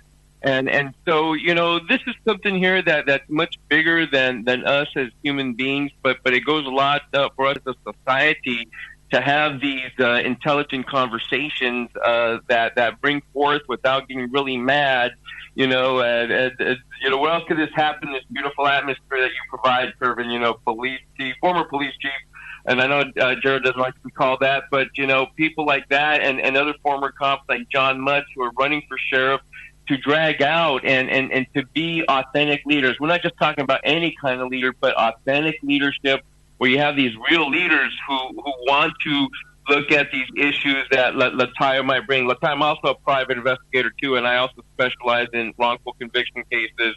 And it really truly is, like beating your head against the wall, because, it's just you and the system, this system that has been there for the longest, and it was created by white supremacists, and now people like ourselves, like Jerry and John and Mutt and David Cooper and people like Jerry, are forced to deal with these systems that are so resistant. And Jerry said something very powerful too. We have to turn the justice system literally upside down and revamp it from bottom to top to really take into account the mental illness problem that exists. We can't keep on killing these people because we think, they got the devil in them, they might kill us, and I'm in fear for my life. We need to have innovative thinking and research with respect to fear management control, which is one of the things that Kevin Murphy talks about is fear management. Instead of these police officers just opening up, well, he brought a knife to a gunfight. I'm sure you heard that before, Jerry. I had to shoot him. That is the thinking here nowadays is you bring a knife to a gunfight, you're going to be killed. And better be tried by 12 than be carried by 6. When in doubt, take them out. There's so many cliches to justify this joking around that the police will and shall get rid of the evidence and will also walk away. And so these things here, until we change the culture, really truly deal with the culture, and you get these people here, which I think we're chipping away at it a little bit. But I don't think that we are fully supportive of some of these chiefs who are engaging the black community and saying, we're sorry. We're sorry for the John Burges. We're sorry for these certain police officers that framed you and sent you away. Let's do something about this. But there is that resistance, and I'm not sure if it's because we come off sometimes as, you're just a racist, as Jerry was saying, that it kind of causes some of these people to cringe and get scared and not want to come out for fear that, they all of a sudden become involved in this whole big old mess. But rather, we need to support these people and somehow have that kind of mechanism locked in for that. Absolutely. We've had the privilege of having at least 3 great former chiefs of police from various states on this show. We've had David Cooper, we've had Justin Powers, and Jerry Summers, and it's not a coincidence that all 3 have talked about the inhumane way and racist behavior of police in the various states that they've occupied. I think Justin Powers from Tennessee, right? I think so. Right. Okay. Yes. But here's the thing. I'm not living in Cloud Cuckoo Land. When I was growing up, I remember them talking about justice in a case where you were on trial, where the weight of evidence needed to be beyond reasonable doubt. That was always the phrase used. And when you watch TV and you see these crime shows, or you see these shows where they're in court like Law and Order, they always use this term, beyond reasonable doubt.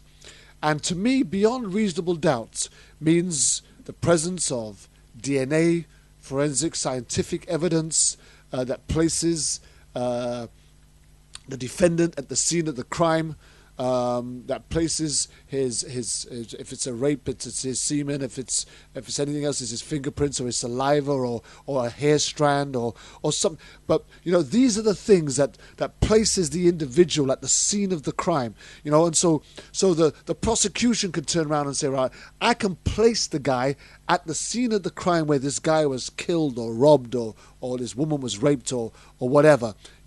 And now not only can I place him at the scene of the crime, I can actually put him there at the time that the crime was committed.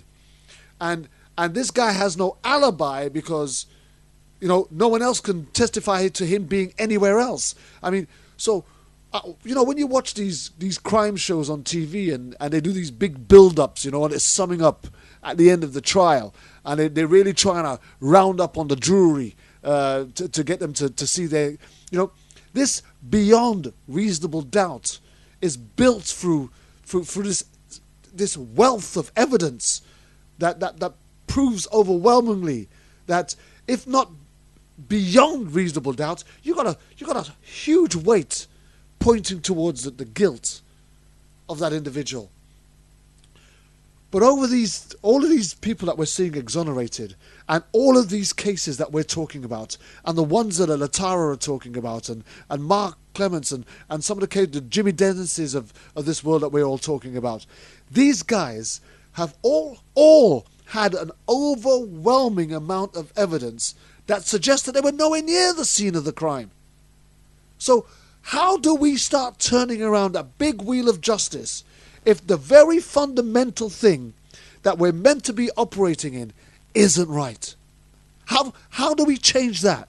Because until we start changing that mechanicism that goes back to looking at justice as in beyond reasonable doubt, and putting that beyond reasonable doubt back into that category, right, that has you looking at this overwhelming weight of evidence that suggests that the individual must have been involved somehow in order for all of these things to match.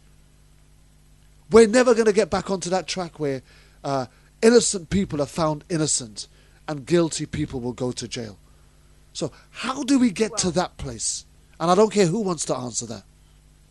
You know what, Kervin?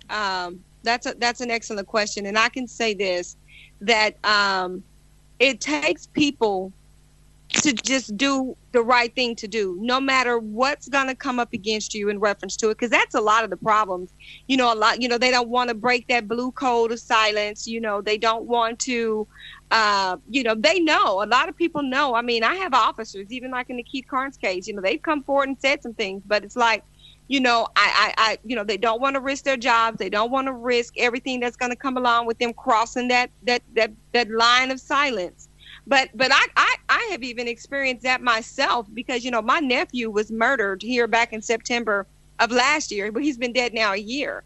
And as an investigator, I found out some information that, was not good, but it wasn't good. But it can help and benefit the guy that actually murdered my nephew. Okay.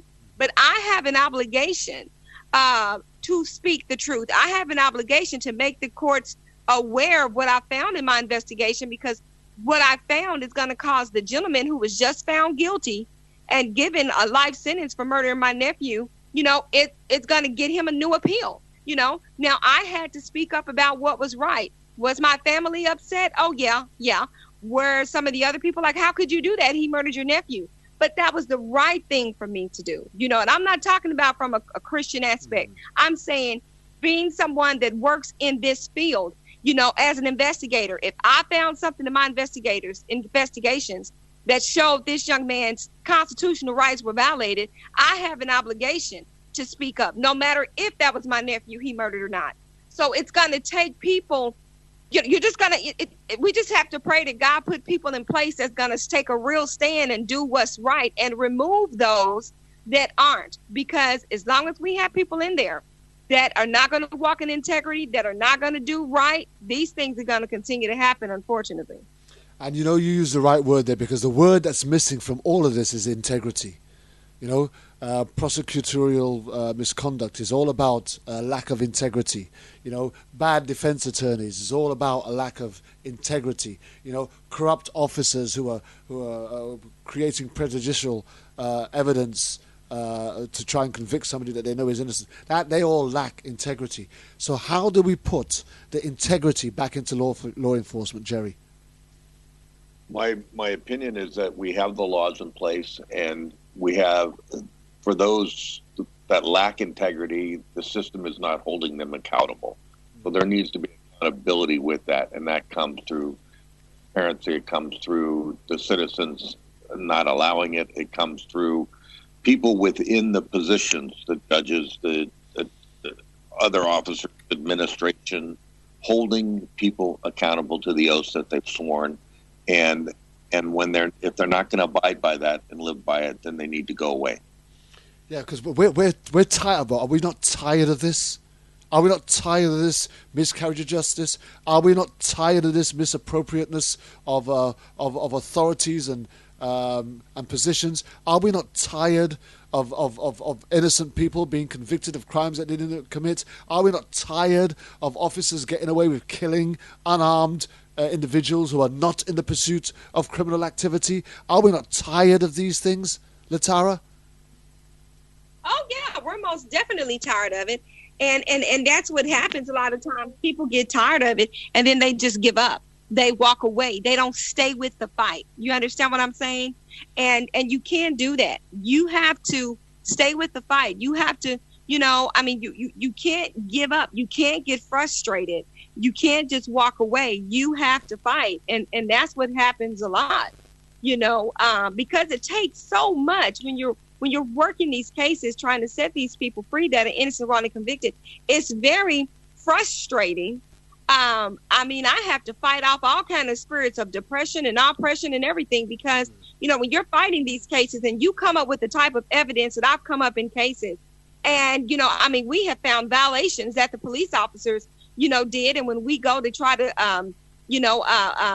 go and report with our licensing division and get their badges taken, and we've proven that they've committed felonies, and that's what needed for them to discipline them or take away their police officer license here in the state of Missouri, and when and they won't do it, they won't do it, and then when you report a prosecutor or you report an attorney for misconduct, they don't even. It's like a big conspiracy.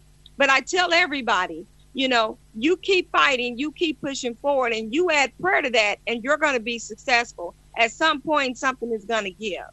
Amen. At some point, something has to give. I can't agree with you more on that, Latara. And, when you think about something like Jimmy Dennis, who was on death row, sentenced to death, and he was on death row for 25 years. And during those 25 years, he could have been executed any time, right? Any time he could have been executed, and he may never have lived to have found out his innocence. It may well have been, post his death that his innocence was revealed, right? How do we right them wrongs? And then you've got the individuals that officers have shot dead, that have died at the hands of corrupt officers. Who have then, wrongly categorized these individuals as thugs or hoods or whatever in order for them to justify the kill, and people that have helped them cover that up. Now, if we are to see change, and we're talking about there's a time for change. Again, we said it. We've said it already, and I'm going to say it again. We keep talking about all the things that are wrong. We need to start looking at how we start putting it right. And again, I want to go to Alex if he's there, please. What quality are we looking for in an officer, in a police officer looking to join the police force or law enforcement, in recruitment, in order for us to start getting some officers with integrity back on the community beat?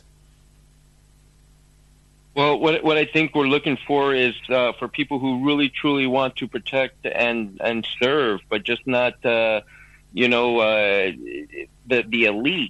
We want officers who are empathetic to all individuals who have a concern for the homeless and for the poor, and really that's what the job of a police officer should be. Because if everything was right and everybody had money, there probably wouldn't be a need for law enforcement. But because the system is so stacked against the oppressed, against the poor, it is very hard to find those police officers that do come in.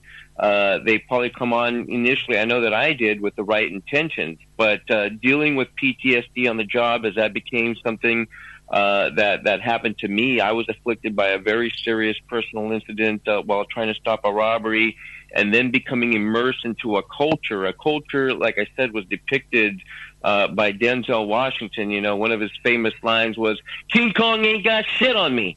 Right. And, you know, having that arrogant outlook that, you know, I'm the police. You can't do anything to me.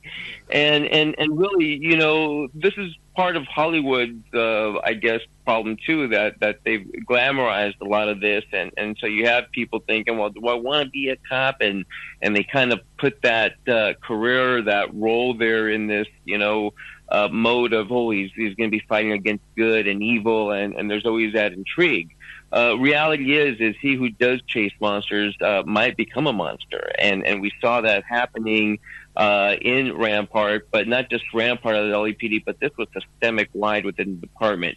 And when they try to characterize, oh, it's just a couple of rotten apples, it usually isn't a couple of rotten apples. It's the leadership. And unless you have leadership that goes in and tells these young recruits, hey, it's okay to come forward if you see a partner that's treating someone bad, and for them to have that open door. But very rarely is that going to be something that will be made available. As Jerry said, you know, he tried to talk to two people on his tier of the chain of command, and, you know, going up to the lieutenant, and finally lieutenant tells him, hey, dummy, why don't you wake up? You know, don't you get it? You know, you're not going to have any backup.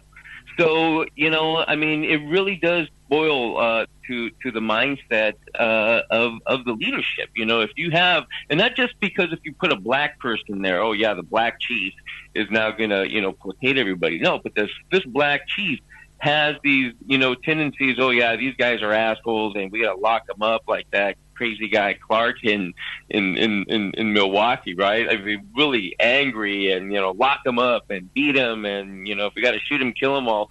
I mean, that's the mentality now that we're experiencing, you know, throughout the country. Actually, is you got the leadership that has taken on a tone of violence. And so they seem to feel emboldened. For me, you know, I don't have anything personal against them. What does scare me is that these guys don't like us talking about this stuff, and because it does hit home to the truth, you know. And when you have a former chief like Jerry just coming out on a forum here that's addressing with people who've been framed, you know, it makes us very, very, very extremely powerful. Amen. Amen. And Jerry, I mean, you know, we are coming up to the end of the show. It's only about 9 minutes left, so I think you guys are only going to have a couple of minutes each left to kind of summarize and round up.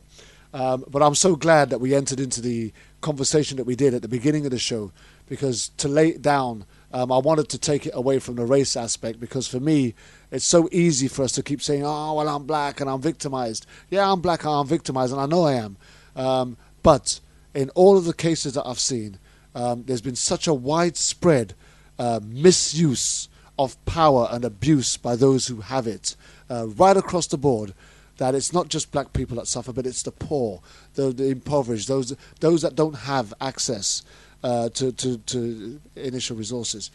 But, you know, in covering that, looking at the accountability and the traceability of what is needed, how much responsibility is it on the district attorneys to bring about that level of transparency and accountability to bring our justice system back on track?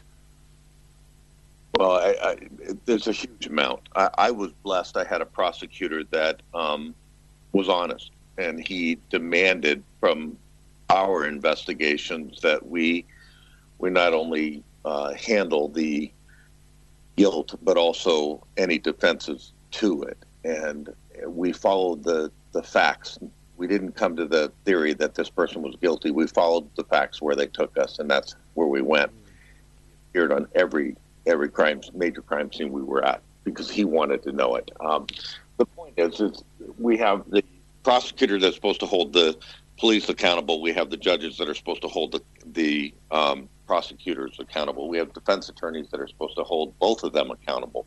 Ultimately, the system has got to take its role and its integrity seriously.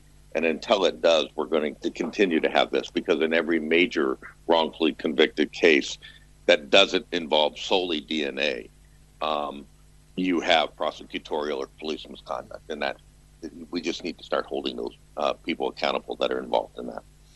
Yeah, well, Kervin, Kervin, may I just echo what Jerry said? Just very powerful. Because what's happening here is you have an unchecked system. Okay, the system continues churning out these Mark Clements. Okay, and it's continued doing that until and when you have an incident that brings forth. Like what we had in the Rampart scandal. We had these guys planning all this dope and framing people. The same thing with the sheriff. You have these incidents which open up a Pandora's box, a plethora of issues, which the judges knows going on. I mean, everybody knew what was going on in Rampart, yet no one did anything about it until you had this police officer, Rafael Perez, whose Denzel's character was based on, and said, "Oh, by the way, this is what's going on here," and everybody's like, "What?" And then they act stupid. They go into paralysis mode. Well, the thing is now under investigation, and we're going to be looking into it, but everything's confidential, by the way. That is the game that goes on, and the transparency that Jerry talks about, and I like what Jerry has to say, because if you don't deal with these key issues, you are never going to get to the root of the problem. Okay, and again, all these names here. I know so many of them myself, but that's all they are. In history is names unless we do something about it. So thank you very much. Well, again, I'm gonna probably leave the last word with Latara because we almost run out of time. But Latara, on behalf of the wrongfully convicted, and especially those that you have supported, what would you like to say to those that have the power to make change? Where would you like to see the first steps being made? Well, that they wouldn't walk in such a spirit of fear when it comes to making those changes, because I think that's what a lot of it is, that they fear if they speak up, and if they fear if they make changes that they know they should make, that they're going to receive a lot of reprisals and other, they're going to face some issues with their peers. And, I truly believe our prosecutor here, Jean Peters Baker, I personally think, I feel in my spirit that, she wants to do what's right, and prayerfully she will. She has an opportunity coming up to do what's right in Keith Carnes' case here in the near future. And I just pray that she does. And I do believe the prosecutor over on the Kansas side, that most definitely Mark Dupree, he not only did what was right by releasing Lamont McIntyre, but he's also decided to implement a conviction integrity unit that is actually, it's going to be up and running January 2018. And that's what we've been pursuing here in Missouri for the last 3.5, almost 4 years. So, I just, wow, sometimes I get lost for words when I speak about that. But, I just wish, want them to just do what's right and not be afraid of what their peers would think or what may happen to them. And I believe our prosecutor may be at a point that she's going to do that. So, the one thing that I really thank God for is that I had some God-fearing people around me to talk about what we were talking about tonight. Because in yourself and Jerry and Mark and Alex, I know I've got people who are firm believers of who God is and the power of how God can move. And what I wanted to say more than anything else is, until we step away from that violent and aggressive response to what the oppressors are doing to us, we're actually no better than they are. We're using the same tools, the same methods that they're using to intimidate and persecute. So we've got to fight with the power of God. We've got to fight with the word of God. We've got to fight with the love of God.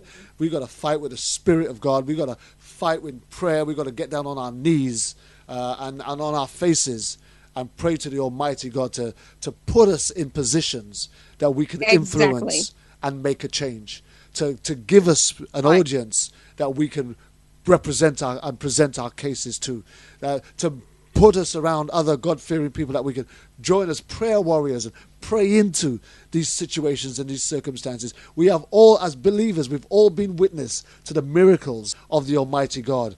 And there can be no greater miracle than seeing God's people set free and set free from bondage and captivity and sentences that they never should have been involved with in the first place. So I just want I totally go on. Totally agree with you on that. And I always say it's only by the hand of God that these wrongful convictions are going to be overturned. And, Mark Dupree, the district attorney on the Kansas side, he actually is a minister of the gospel of Christ. Amen. So, I see God putting people in place. Amen. Amen. Well, listen, I want to say this before we depart. I like the fact that I've got this God-fearing team here together. And I want this God-fearing team to come back together again in the new year when we start reviewing some other things that are coming up, so that we can review it with a God-like mind. Okay. All right. Well, we look forward to coming back. Okay. So I thank you guys, and I think we've just about run out of time. In fact, I've got about 10 seconds to play out. So I just want to thank you guys, and I will send the link up as soon as the show is finished. Okay, thank you, Kervin. You have a blessed day. Thank you for having me. Thank all of you. Thank you, Kervin. Thanks, Latara and Jerry. Okay. Thank you all. Thank you guys. All. We're out of here.